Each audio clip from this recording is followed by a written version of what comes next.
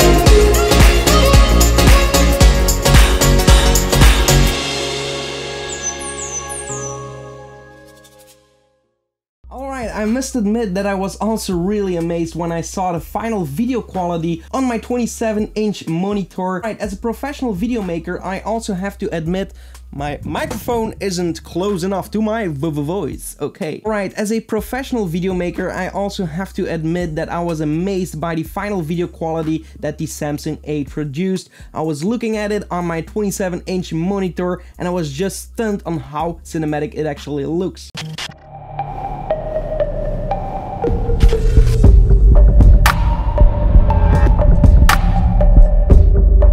If you enjoy my videos, be sure to hit the subscribe button and hit the bell icon to make sure that you get notified when I upload new videos. I didn't use any apps to record this video, I just used the regular camera, the regular color settings. I could go with another app and start getting more dynamic range and stuff, but I wanted to keep it simple and sometimes that's the best choice. So how did I actually achieve this result using only my smartphone camera? I recorded my video in full HD at 60 FPS, which allows me to slow it down 50% and get that slow motion, which immediately makes a video look cinematic. Important things when it comes to creating a professional video is the location, so I was lucky enough to be in Spain on the beach full of palm trees and a very sunny day, so I couldn't complain. I was enjoying my day and thought of making a video using only my smartphone because I didn't have my camera with me and I wanted to check how good of a quality I can get out of my smartphone. Apart from the location, another very important thing is light,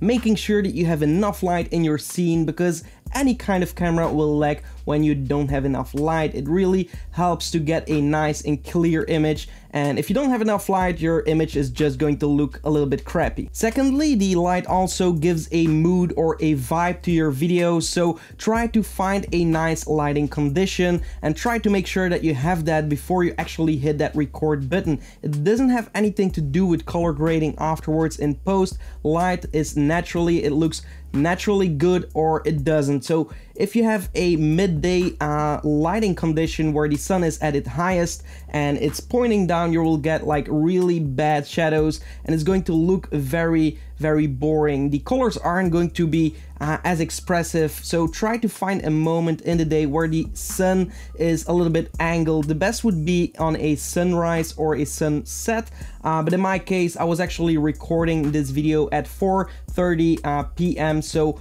I wasn't at the sunset yet and I just wanted to make sure that I captured my video, so I started recording, but even then it's already better than at midday because you have an angled sun, so you have very beautiful shadows and that just makes your scene so much more interesting. If you aren't outside and you're inside, that's where you are going to try and test with lights and gels to create a nice atmosphere. So yeah, if you're outside, try to use natural light. You can also use reflectors. I didn't do that in this case, but just experimenting with light, it does so much to your video. It has nothing to do with what camera you are using. It's all about how your scene actually looks before you hit that record button. Another way to make your video more cinematic and definitely shift the attention of the fact that you're actually recording this with a smartphone is the movement. If you're going to be recording with a smartphone, it's probably going to be up here at your face level, pointing down. You're going to have a bad movement because the stabilization in a smartphone camera isn't that good.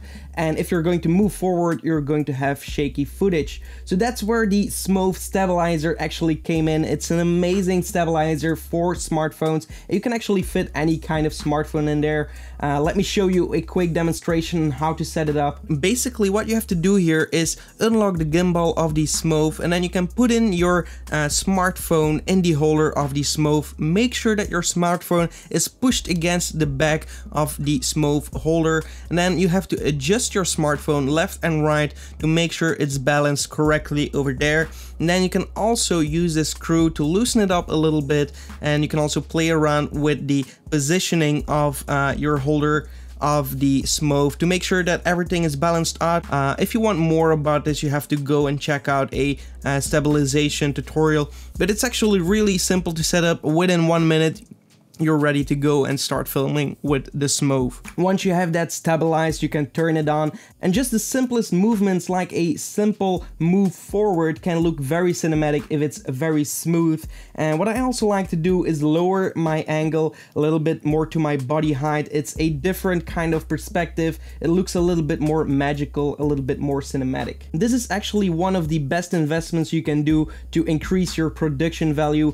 Creating smooth movement in video instantly makes your video look so much more professional, so I would definitely encourage you to get some sort of a stabilizer for your camera. So if you have a smartphone, go and get something to record smooth movement. If you have a different camera like the GH5, try to find a bigger approach to that, or a slider is also a good alternative. It depends on what you want to create, but I absolutely love to do some movements in my videos. You can also go ahead and fake movement. I actually have a tutorial on that in Adobe Premiere Pro. I will put a card on this video and a link in the description so you can go and check that out. So once I have recorded everything, I came home, I imported everything on my PC. I searched on artlist.io for a great song.